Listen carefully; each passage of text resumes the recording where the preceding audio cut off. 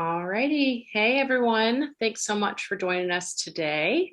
My name is Jordan Ayers, and with me today is Melissa Sinanu. Today, we're going to talk to you about something that has been coming up in all of our discussions with school leaders, and that is summer school. So before we get started, I want you to know that this will be recorded and we'll be sending it out to all who registered. If you have questions during the webinar, please go ahead and put those in chat. Our Classworks team is here to field those. And then we will have a Q&A at the end of our session as well. All right, so let's get started talking about summer school. So summer school is more important than ever this year. In today's webinar, we will discuss how so many school districts are structuring summer school and what they hope to accomplish during this important time before heading into the 21-22 school year. We will review some of the more concrete plans that we're collaborating on with districts as they finalize summer school. So this includes establishing a summer school goal, determining who attends, how we're going to pay for it, the role of data, the instructional focus, and the social and emotional needs of students. And then finally, what will the day look like? At the end of this webinar, we will step through a sample schedule that takes into account all of these elements. So first, what is your goal for summer school? As much as everyone has talked about learning loss in the COVID slide, your summer school goals are likely much broader than simply closing learning gaps. For example, many of the districts we spoke with said that after more than a year out of the classroom, student well-being is an integral part of their summer school plans. They also said that they may even have different goals for different groups of students. It may be hard to picture what a day will actually look like, so we thought it'd be super helpful to put together an example of what a summer school day may look like. So as Melissa said, that will be at the end of the presentation. So here's a partial list of the summer school objectives that we heard. Helping students reacclimate to school and peers in the classroom. This included goal setting and the opportunity to engage with their teacher for ongoing feedback as they work toward achieving goals they've set for the summer. Also, small group remediation in key skills that large groups of students struggled to learn remotely, or maybe in those heavily weighted standards for state tests. Obviously, closing specific learning gaps for those that weren't able to regularly participate in remote learning. Then teaching prerequisite skills for the hard to learn skills that are part of the upcoming year's curriculum. Offering enrichment opportunities to students that have been solely focused on academic subjects taught over the computer. And then the final goal that we heard is continuing virtual options like Classworks throughout the summer. Certainly hundreds of our partners use the Classworks assessments and individualized learning to close gaps remotely or avoid the traditional summer slide for students across the country. However, that final goal is not part of today's webinar. Today's webinar focuses on returning students to the classroom and making that a successful and rewarding experience for both students and staff. So this list includes a wide variety of goals that mean very different offerings, staffing needs, and schedules. So the first order of business is to determine your goal or goals, and then think about everything else as it relates to meeting those goals. In education, we tend to try to do it all and try to accomplish too many goals simultaneously with limited time and resources. Then we are disappointed when the outcomes don't meet our expectations. But regardless of your goals, and admittedly, most people we spoke with are placing an emphasis in two places: students' social and emotional well-being and closing learning gaps. But make sure all your decisions about summer school circle back to supporting your key objectives. So next, let's think about who is attending. Unlike previous years, all grades are likely participating in summer school. Most summer school programs are geared toward at-risk students, but open to all students. This basically means extending the school year for those who need it.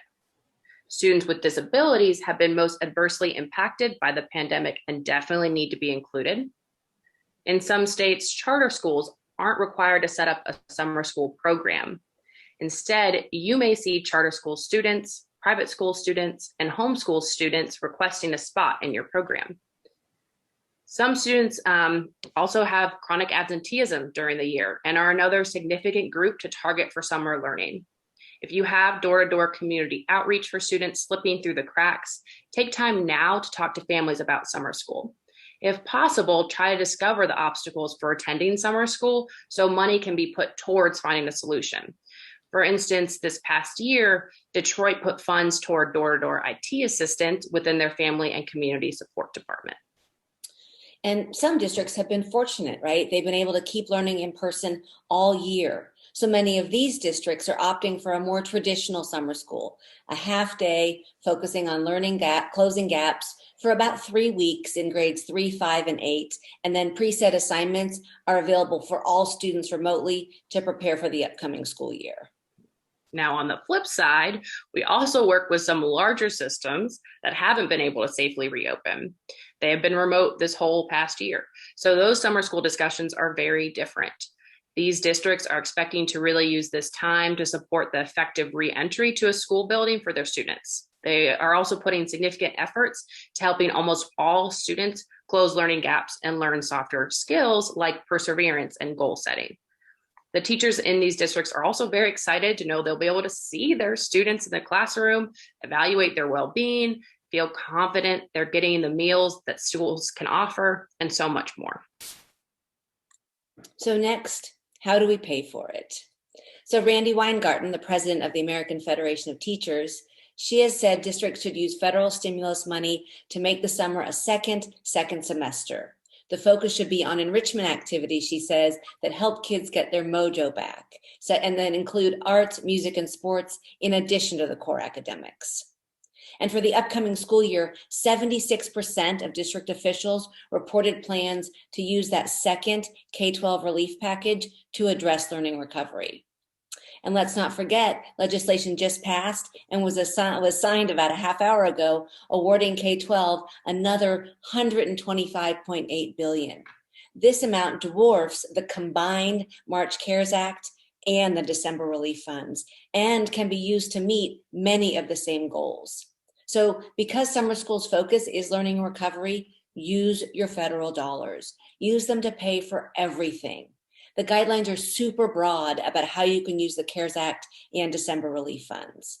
This includes, where you're able, to offer generous compensation for the staff that will be on site during summer school hours. So many of our partner systems in Alabama are paying all summer school personnel at their daily rate. So participating teachers will be paid double to work summer school. Now, I know that in some states, labor union agreements drive summer school pay, but if you have flexibility, use it, right? This also includes bus drivers, cafeteria workers, the meals they provide, PPE, professional development to best equip teachers for a successful summer term, and your arts and sports programs. Also, there is some concern from teachers that there is typically not as much support staff in school buildings during the summer. Recruit paraprofessionals and other support staff for summer school using these funds as well. And of course, especially this year, it's important to make school nurses part of the summer school plan. Mm-hmm. Omaha Public Schools has an interesting approach you may be able to adopt. They are offering a full day, half day, or 1 hour daily option to students. OPS high school students ages 16 and up will also have an opportunity to have a paid internship mentoring and tutoring elementary students this summer. The district will actually pay them $10 an hour. And then one last suggestion here, reach out to community centers and local or national organizations to see if there would be folks willing to help out. Organizations like AmeriCorps or other educational residency programs could have a pool of volunteers. The next topic is one that has been much discussed, and that is the role of data in summer school planning. It seems everyone agrees that granular data, which shows where students really are, is important. However, there are discussions about the stress testing places on students and even testing logistics. On February 22nd, the Department of Education sent guidelines to the state departments of education, allowing them to request waivers to the accountability requirements of ESSA. So this is going to lead to a wide variety of testing situations all across the country. If you do have student data from high stakes tests before summer school starts, that's a great starting place to determine possible participants for summer school. That said, with the absenteeism crisis, it's also going to be important to have your outreach focus on those that have had chronic absenteeism and perhaps don't end up participating in spring testing. Essentially, look at grades, absenteeism, spring interim, and summative assessment results where possible. Then use all this data together to identify the at-risk students you most want to attend. However, the high stakes tests, grades, and even most screeners don't really offer the diagnostic information we need to meet the needs of each of our students once they are in the classroom this summer. So if you do decide to pre and post test, like they're talking about doing in North Carolina, use an assessment that also offers diagnostic information to inform student learning during the summer. A test that only offers a skilled score but no diagnostic information isn't granular enough to really help all students, and certainly not a great starting point for summer school. For example, our Classworks screener gives both a skilled score, a percentile rank, and also diagnoses specific domains where students are struggling. And diagnosing specific skills that students need to work on to close their gaps is really the most important testing you can do. Streamlining data to make it actionable and easy to plan for lessons will be huge for volunteers and or parapros. So what does that look like? Well, in Classworks, you can use, like I said, the built-in universal screener, or you have the option to use a partner assessment like NWA, Renaissance Star, Ames Web Plus. The key here is that these results, in turn, inform each student's learning path and assign them skills they are ready to learn. A learning path is perfect for summer school, as students will likely work on the concepts they have missed and build toward the new grade level concepts, all at their own pace. And really, no matter what format your school follows, screening to see exactly what students need to catch up on is a part of the summer learning process. If students have not been on campus, you may feel that data from an at-home testing is invalid. So screen students to see where they are ready to learn and identify which prerequisites they have missed. Then for those students who have been on site, screen them to continue monitoring growth. While we do suggest screening for summer school to best close gaps, we do not suggest progress monitoring. What is important is using formative assessments to track mastery of daily skills. Then post-testing if you feel that growth is a helpful measure at the end of the summer, depending on your goal, of course. So this is the perfect segue into what the instructional focus should be for each day. This may depend on your district and how much remote versus in-person learning students have been able to participate in. As we mentioned, we partner with many rural systems across the Southeast that have been extremely fortunate and been able to keep almost all learning in person throughout the year. Again, these systems are talking about using Classworks and having pretty traditional summer school settings, right? Two things: teachers create targeted assignments that they'd like to see all rising next graders complete before they start the next year. And then they use the Classworks screener and skill-specific instruction to automatically help them close gaps for any students that struggled throughout the year. Again, these are typically half-day sessions, a traditional 3-week summer school. However, almost 50% of America's students haven't been in a classroom in nearly a year. So for the systems looking to have summer school as that first return to learning, the instructional focus is going to look pretty different. For starters, all grades are included in most summer programs that we're working with, as opposed to simply the traditional promotion grades. So here are a few of the strategies that we are hearing. 1, key standards. Determining key standards for summer school remediation curriculum. Look at the data by domain to determine areas of focus for the summer school content. Then use this data to guide what the focus standard will be for each week. And then also exposure to next year's standards. The Gwinnett County Summer School program typically has 2 components. 1 allows students to focus on the upcoming year's key standards. They actually work with us at Classworks to create instruction from the key standards. Then all students can get exposure to those skills and build confidence before they ever walk into next year's classroom. And then finally, individualize learning to close gaps more efficiently. This is obviously top of mind for most folks. The best way to close learning gaps effectively and efficiently. The first order of business is to identify the focus standard or standards for each week, then prepare the resources that will be used for instruction. We do have to keep in mind technology fatigue is a reality for many students, but of course, technology still has its place. We are seeing a blended approach to instruction. So introduce skills using complex texts and challenging problem-solving activities. Classworks projects are the perfect opportunity for hands-on application to those hard-to-learn skills they will be expected to learn next year. For small group instruction, our Classworks partners are using our rigorous Tier 1 reading and math content. Plans are to use printouts this summer rather than completing them on the computer. And then finally, individualized learning. This is where technology is still key, and it's the teacher's time saver. It's based again on that screening data and then gives students independent time to work on exactly the skills they need. Next, meeting the social and emotional needs of students and teachers. Educators are also concerned about the losses and challenges students have faced outside of their studies. We can't expect them to catch up or succeed academically if other needs aren't being met. We know how much of a toll this period has taken on everyone, so the social and emotional needs of our students is a priority. We can't forget the reason we want students to be empathetic, relate well to others, feel heard, and be able to practice self-management. And so they're in the right frame of reference to learn the academic and social skills that will then set them up for success in their post-secondary lives. So one key practice is making sure each day incorporates a time to connect with each other in a meaningful way. So most often we see this opportunity to connect as we start and end the day. We recommend using concepts such as the circle of trust with older students or morning meetings with younger students.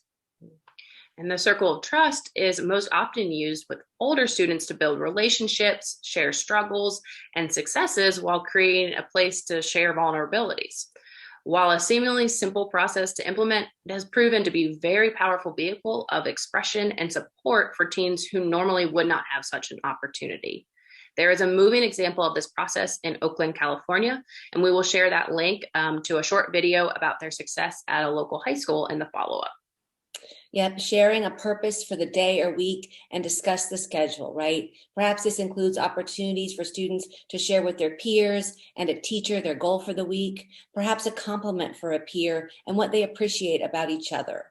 Set up environments where students feel free to share their hopes and their fears. We considered this when creating our sample schedule, so you'll see that included.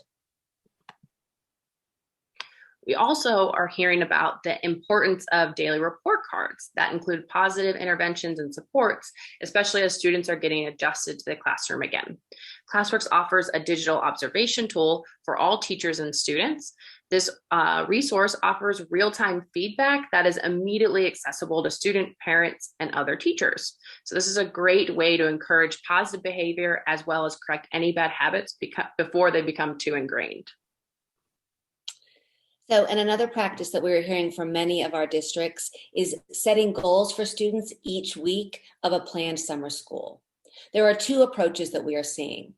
The first is to have a teacher plan a team or class goal and then create that goal and assign it to her students as a group.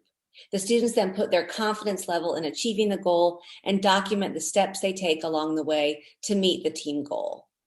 The other approach, usually for the older kids, is to have students set a goal for themselves each week of summer school. These can be academic or personal goals. They have ongoing collaboration with the teacher as they take the steps to reach their goal each week. Most systems are thinking that a weekly goal is probably the cleanest way to approach this. And the benefits of this are incredible. Students are persevering to achieve goals, working as a team to meet their goals each week, and having important dialogue with caring adults as they meet their important summer school objectives. Yeah, and we're not just looking at student emotional well-being, but the teacher's morale is a really important piece of summer learning also. Teachers went into teaching in order to make a connection and a difference in student lives. After such an exhausting year, it may seem overwhelming to some teachers to tackle summer school with a new group of students. In order to recruit the best and the brightest, be sure to keep their needs in mind as well. First, where contracts allow, be generous with pay. And beyond that, make sure the school day nourishes the teacher's needs as well as the students. So what that means here is to emphasize perks, not just compensation, like flexible schedules, job sharing opportunities, professional learning, and optimal planning time.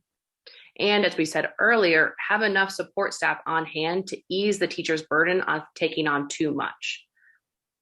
Summer schools really needs are really different, and they have a different vibe than the school year, right? Relax the dress code, have themes for each week, create t-shirts, make teachers want to be a part of this fun, innovative program. Chances are, though, you're going to have to sell summer school to them. For instance, it's a no-brainer for teachers in Memphis to participate. Shelby County schools wrap up each week with Field Trip Fridays. What a great opportunity for students and teachers to have fun together. And last but certainly not least, truly celebrate success. Again, social and emotional well-being is equally important to students as it is the staff.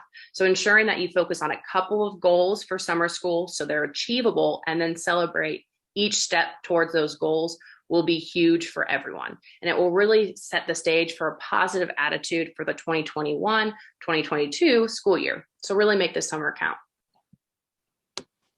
So finally, what does the day look like? Here's the template for our sample schedule. We'll go through it in greater detail in just a minute. So remember, students may not be accustomed to sitting still in a classroom. And of course, the excitement of other kids in the same room. So the day may have to be broken up a little differently. We picture a lot of time setting and resetting expectations. So make a day that will work best for your population and your summer learning goal. You may be considering a full day, half day, and even a 1 hour option for students as well. So for the purpose of our webinar, we do consider what a full day will look like with a detailed sample schedule. However, if you are offering a wide variety of things, we will also review how you can pick and choose the right elements for your school schedule. When thinking about the day, here at Classworks, we believe in the power of technology to close gaps and really individualize learning for all students. But we also have to be aware that students have had a lot of technology time in the last 14 months. So the opportunity to do interactive learning and collaborate safely with their peers and teachers is an absolute must for summer school. You will see in this sample schedule that while technology is certainly a part of our summer school, it is not all of summer school. We will send this sample out as a follow-up resource as well. So now let's dive into the logistics of a day. All right, so students will likely grab breakfast before class. Then the day will kick off with the 15-minute opening meeting. This is a great start off to the day by providing that SEL support and setting the stage. It also includes building up classroom trust and vulnerabilities of students and their teacher. And then again, this is where that circle of trust or morning meeting is happening. Next, a 15-minute ELA mini lesson. Introduce the key standard or focus of the week with the mini lesson for ELA. This is a perfect time to begin reestablishing classroom expectations.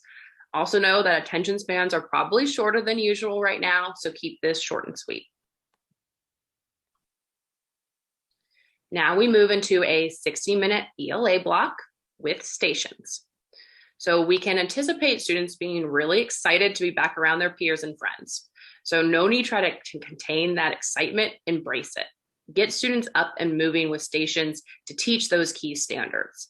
Utilize a technology station, small group with the teacher, an opportunity for practice, and a writing station. Make stations 30 minutes long, so then teachers or students will do 2 in one day and the other 2 the next day. Senders and rotations are a great way to mix socialized yet structured learning time, right? They keep students engaged, up and moving, all while focusing on the power standard for the week. And even better, they get a break from screen time. We have an amazing blog post full of more ideas for centers and stations, as well as videos featuring small group time and centers as part of a blended learning environment. Again, we will be sure to include those links as a follow-up, so definitely be on the lookout for that email. So for our Classworks partners, where do we come in? Of course, students at the technology station work on Classworks, except instead of individualized learning, students have a specific assigned lesson for practicing the key skill taught in that earlier mini lesson. Then small group instruction is driven by data from assessments or by standards. Then you can identify skills and use printed Classworks classroom reading activities to guide students through close reads. Then those same passages are used in stations for paired partner reads, comprehension checks, and constructed response or writing stations. That all really works well together. So then you have a 15-minute break. After a breather, head into the math section of the day. So this starts off with, again, another 15-minute math mini lesson. This quick lesson highlights and focuses a key skill or concept. Then on to a 60-minute math block with stations. So math stations are much like ELA, ensure students have time to apply the skill outlined in the mini lesson, and Classworks resources can come to the rescue here as well. That's right. So we have problem-solving activities to apply standards-based instruction. Print the activities and hand out the differentiated problems by group. Use small group time to facilitate that math conversation and guide students through productive struggle. Incorporate manipulatives to build student conceptual understanding. After you've established your focus or power standard for each week, you can align the Classworks projects associated with the key skills to offer students a hands-on way to expand student learning. These same projects, are also available for ELA. So we're actually just skimming the surface here. We'll be holding a virtual workshop in the next 2 weeks for our Classworks districts to help you build out your summer plans, including suggested focus standards and acceleration skills. So be on the lookout for that invitation. Definitely.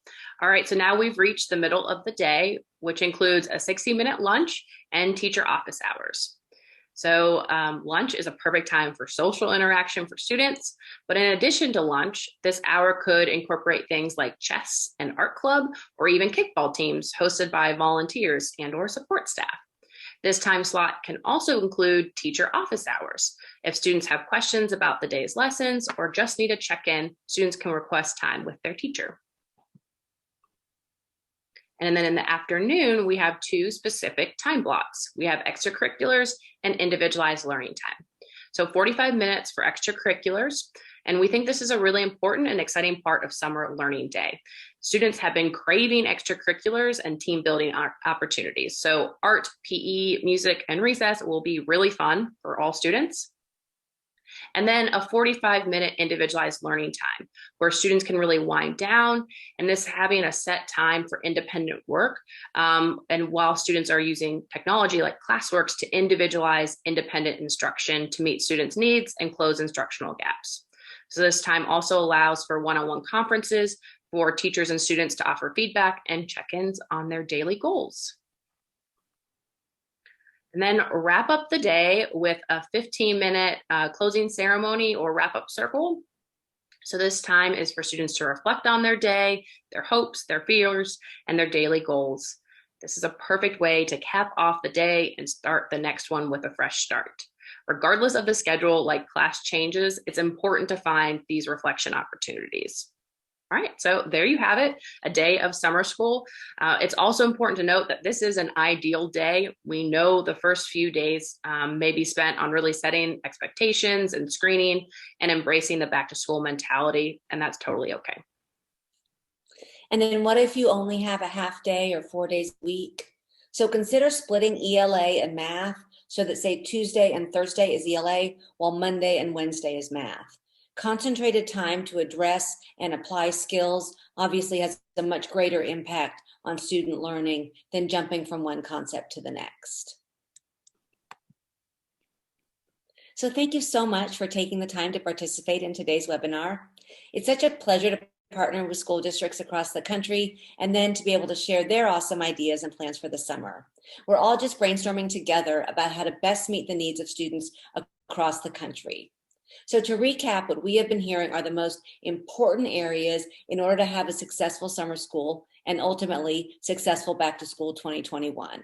These were establishing that summer school goal or goals, determining who attends, paying for it, establishing the role of data, deciding on your instructional focus, taking care of the social and emotional needs of students and teachers, and then finally we talked through that sample schedule.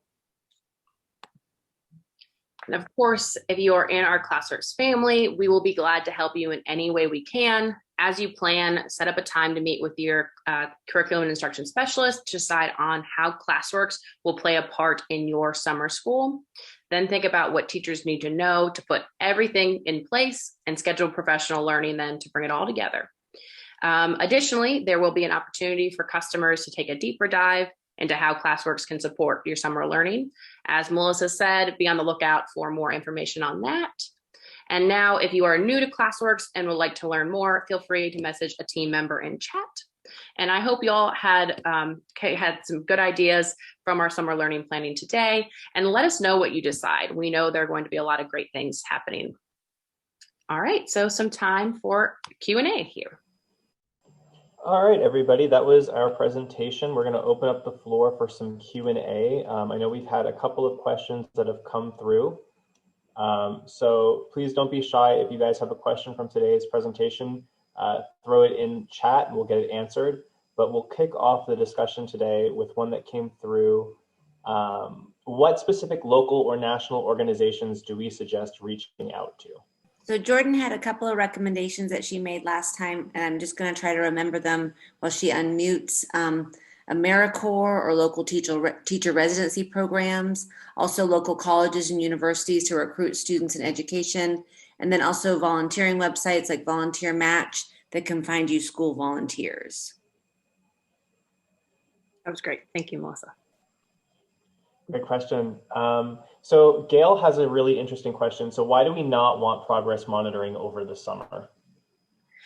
So really, we feel like the formal RTI process isn't part of summer school. What you really want to focus on is maximizing that instructional time, in our opinion. Like pre and post testing is great. And of course, included in every skill a student is completing in Classworks, they already have that formative check. So we feel like formal progress monitoring just is going to be more testing and kind of detract from that super important instructional time. That's a great question. That's been a really important conversation we've been having with a lot of our partners.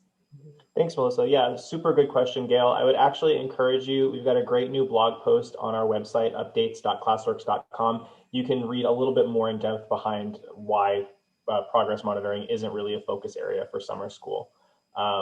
And then I do see your question about your license for Classworks covering summer school. We can get in touch with you afterwards. Or yeah, Jen answered your question. And then a follow-up question, Melissa, to the progress monitoring. Do you want us to use the full assessment? So there's a bunch of different approaches depending on what your goals are. If your goals are just making sure kids are ready for next semester or next school year and you feel pretty good about it, you might just want them to focus on the essential standards. If you say, no, I want kids to get individualized learning, I think starting with the Classworks Universal Screener, which really only takes 25 to 30 minutes, is a really good starting place, because then every student's going to get individualized learning that meets their needs, but it doesn't need to have a huge impact on your summer. And another thing that we are hearing some folks do is they're doing that testing close to the end of the school year, so it doesn't actually impact that summer learning time at all, but that may not be feasible. I don't know enough about your district to make that suggestion. We have another question from Trent. What part of the summer do we recommend, beginning, end, or middle? We said 3 weeks. Is that Monday through Friday each week? So Trent, we're actually seeing a ton of different things, right? We've got some districts that say, okay, and typically it is going to be before you do that rollover to get all your student information system up and running for the next school year. So it's going to be closer to the beginning of summer. But some people are doing a two-pronged approach. They've got kids physically in the building for 3 weeks, potentially 4 weeks.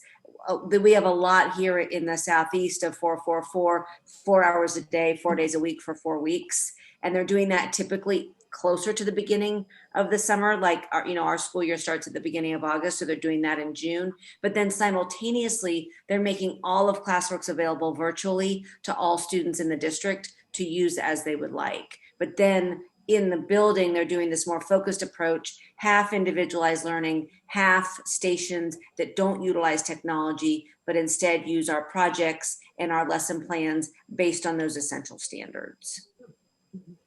And yesterday I met with a district that is going 4 days a week, 8 to 3, right? Recreating the summer, the full day during the summer. Interesting, Jordan. We have one other question that I see here. And this goes about how to select the standards to address in summer school. So how are we selecting these standards? That's a great question. So it's really not just about the teacher picking and choosing standards, right? It's a process that prioritizes certain standards and then couples them then with that supporting standards, right? That we know that we can embed with those essential ones.